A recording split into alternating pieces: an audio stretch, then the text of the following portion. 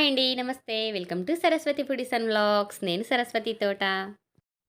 Morning లెవ్వగానే ఈరోజు ఎట్లైనా సరే మార్నింగ్ వ్లాగ్ షూట్ చేయాలని చెప్పేసి ఎంత కసిగా అనుకున్నా కూడా నా వల్ల అయితే కాలేదండి. నిజంగా చెప్తున్నాను. ఎందుకంటే ఇద్దరు పిల్లల్ని రెడీ చేసి పంపించాలి కదండీ! అందుకని చెప్పేసి కుదరలేదనమాట. మార్నింగ్ బ్రేక్‌ఫాస్ట్ వచ్చేసి నేను దోస గాని, ఇడ్లీ గాని చేస్తానంటే లేదు లేదు నాకు పూరి కావాలని అడిగిందండి యశ్వితమ్మ. లేదమ్మా టైం చాలా తక్కువుంటుంది అంటే అస్సలు లేదు నాకు కావాలని చెప్పిందండి. అందుకని చెప్పేసి తన కోసమని చెప్పేసి నేను పూరీ పిండికైతే ప్రిపేర్ చేస్తున్నాను.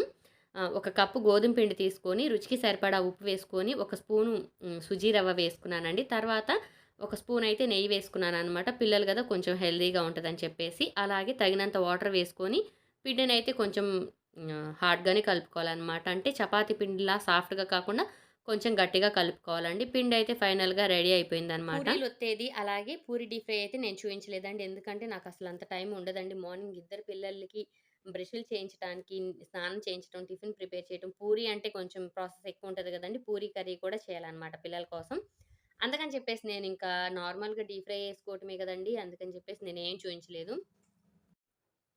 కర్రీ కూడా చాలా సింపుల్‌గా చేస్తున్నానండి. పొయ్యి మీద ప్యాన్ పెట్టుకొని, ఒక టేబుల్ స్పూన్ ఆయిల్ వేసుకొని, ఆయిల్ హీట్ ఎక్కగానే తాలింపులు వేసుకున్నాను. తాలింపులు ఫ్రై అవ్వగానే 2 రెమ్మల కరివేపాకు, అలాగే ఆనియన్ కట్టర్‌లో ఆనియన్స్ అయితే చాప్ చేసుకున్నాను కదా! ఆనియన్స్ వేసుకొని ఫ్రై చేసుకున్న తర్వాత, చిన్న అల్లం ముక్కనైతే గ్రేట్ చేసుకొని, అల్లం ముక్క కూడా వేశానండి. అల్లం ముక్క వేయండి చాలా టేస్ట్‌గా ఉంటదనమాట. అల్లం వెల్లుల్లి పేస్ట్ కాదండి.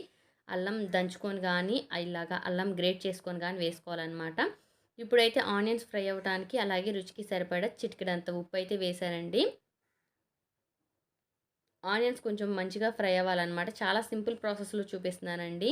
ఆలు వేసుకొని కూడా చేసుకోవచ్చు. నేనైతే పిల్లలు అడిగారని చెప్పేసి బాగా ఇబ్బంది పెడుతున్నారని నేనింక పూరితో పాటు కర్రీ కూడా చేశాననమాట.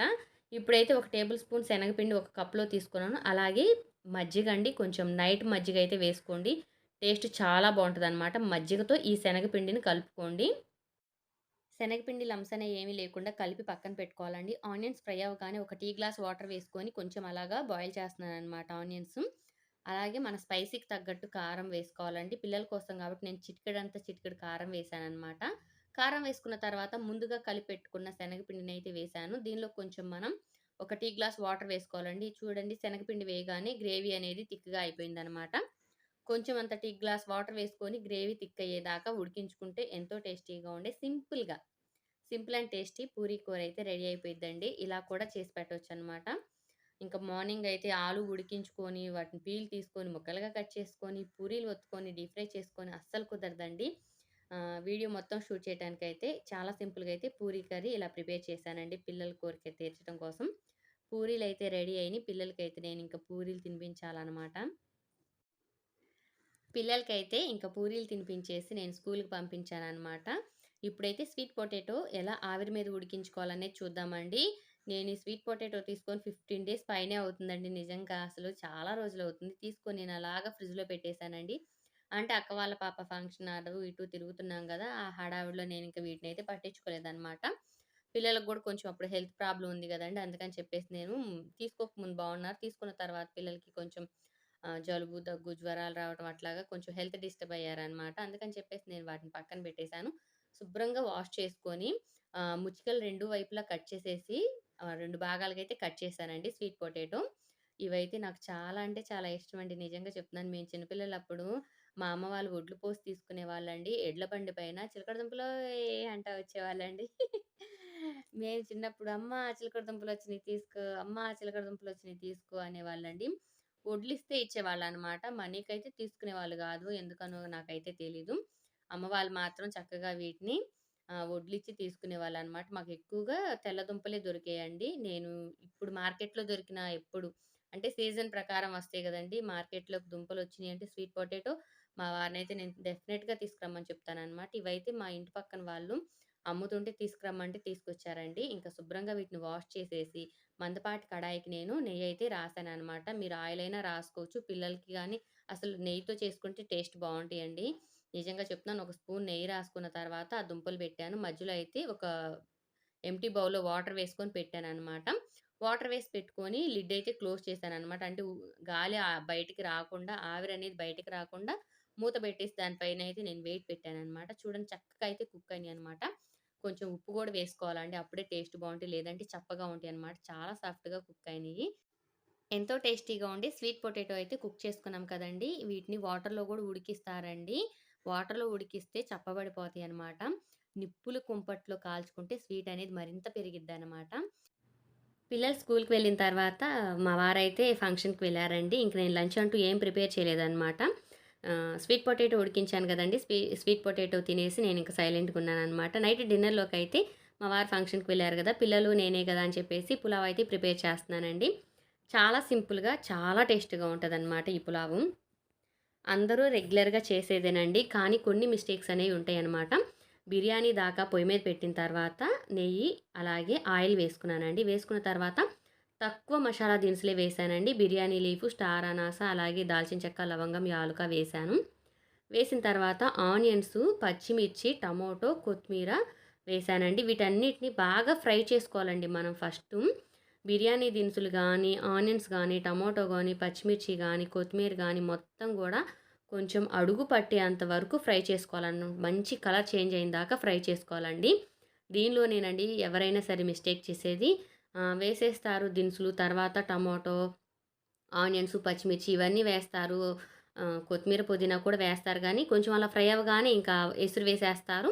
రైస్ అనేది వేసేస్తారనమాట. అలా కాకుండా చాలా స్లోగా చక్కగా మొత్తం ఈవెన్‌గా ఫ్రై అయ్యేలాగా ఫ్రై చేసుకోవాలండి. ఇప్పుడైతే చిన్న అల్లం వెల్లుల్లి ముద్దయితే వేశానండి.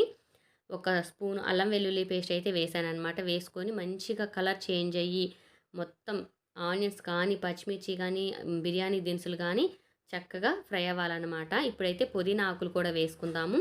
ఇవి మొత్తం సాంతం వడబడిపోవాలండి. దీనిలో ఫ్రై చేసుకుంటేనే మంచి టేస్ట్ వస్తదనమాట.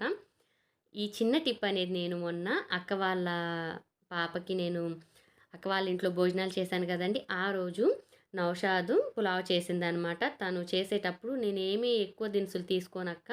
అన్నీ చాలా తక్కువ తక్కువ తీసుకుంటాను. ఎక్కువగా ఫ్రై చేస్తాననమాట అని చెప్పిందండి. తను ఫ్రై చేసే టైంలో నేను అటు ఇటు తిరుగుతూ చూసానండి. మొత్తం దగ్గరుండి చూడాలనుకున్నాను. కానీ నేను చూడలేకపోయాననమాట. ఎందుకంటే ఒకవైపు చికెన్ రోస్టు, చికెన్ షేర్వా అవి చేస్తున్నాను గదా! సేమియా కేసరి అవి.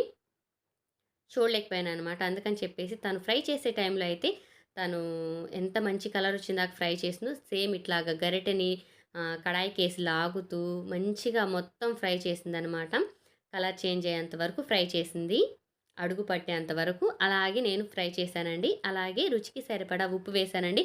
కొంచెం చూసి వేసుకోండి. మనం ఎసురు వేసే టైంలో కొంచెం చూసి వేసుకోవాలనమాట. అన్నీ ఫ్రై అయిపోయినాయి గదండీ! ఇప్పుడైతే వాటర్ వేసుకుంటున్నాను. వాటర్ వచ్చేసి ఒక గ్లాస్‌కి గ్లాసున్నర తీసుకోవాలండి. బియ్యంని పట్టి గూడా ఎసురు తీసుకోవాలండి. ఎందుకంటే కొన్ని బియ్యంకి ఎక్కువ ఎసురు పట్టిద్దనమాట. 2 గ్లాసులు గూడా పట్టిద్దనమాట. అందుకని చెప్పేసి నేను చెప్తున్నాను. నేనైతే గ్లాసున్నర తీసుకున్నానండి. వాటర్ అనేవి కొంచెం రోలింగ్ బాయిల్ అవుతున్నాయి గదా! టేస్ట్ చూసాననమాట. ఉప్పయితే తగ్గింది. నేను కొంచెం ఉప్పు వేసుకొని మూత పెట్టేశాను. చూడండి వాటర్ అయితే చక్కగా రోలింగ్ బాయిల్ అయిపోయినాయి గదా! ఇప్పుడైతే మనం ముందుగా గంట ముందు నానబెట్టుకున్న బాస్మతి రైస్ అయితే వేసుకోవాలండి. నేను గంట ముందే బాస్మతి రైస్ ఒక గ్లాస్ అయితే శుభ్రంగా వాష్ చేసి నానబెట్టుకున్నాననమాట. వాటర్ అనేవి రోలింగ్ బాయిల్ అవ్వటంతోటే ఈ బియ్యం అయితే వేసేసానండి. నిజంగా చెప్తున్నానండి చాలా తక్కువ చేశానండి రైస్ నేను. నేను తీసుకుందే చాలా చిన్న గిన్నె అనమాట. ఈ గిన్నెనైతే నేను చెప్పలేదు కదా! అక్క దగ్గర నుంచి నూక్కొచ్చానండి. నూక్కు రావటం అంటే, అక్క ఈ గిన్నె అయితే పొంగల్ పెట్టటానికి అప్పుడప్పుడు ఇంట్లో పిల్లలు పూజ చేస్తారండి.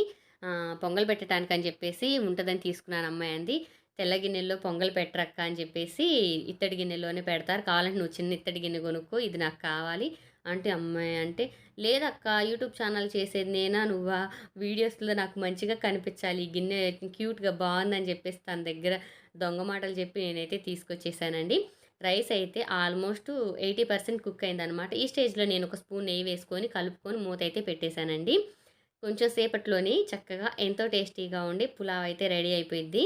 చూడండి వాటర్ ఇంకొంచెం ఉందనమాట. ఇంకొక 2, 3 నిమిషాలు మంట లో ఫ్లేమ్‌లోకి పెట్టుకొని మనం మగ్గించుకున్నామంటే చక్కగా టేస్టీగా ఉండి పులావ్ అయితే రెడీ అయిపోయిద్దండి. చాలా సింపుల్‌గా చేశాను. టేస్ట్ మాత్రం చాలా అంటే చాలా బావుంది. ఇది అలాగా స్టవ్ బంద్ చేసే టైంలోనే మా ఇంటి పక్కన అమ్మాయి గూడా వచ్చిందండి. తను కొంచెం వేడి వేడిగా పెట్టిచ్చాను టేస్ట్ చూడని జెప్పేసి. నేను చేసింది చాలా తక్కువ గదండీ! పిల్లలు ఎంత తింటారో అంతే తిన్నాననమాట నేను కూడా. నిజంగా కొన్నిసార్లు టేస్ట్ చాలా బావుంటది. రైస్ అయితే చాలా తక్కువ క్వాంటిటీలో ఉంటది. అప్పుడు ఇంకొంచెం ఉంటే బావుండు మనకు తినాలి అనిపిచ్చిద్దనమాట.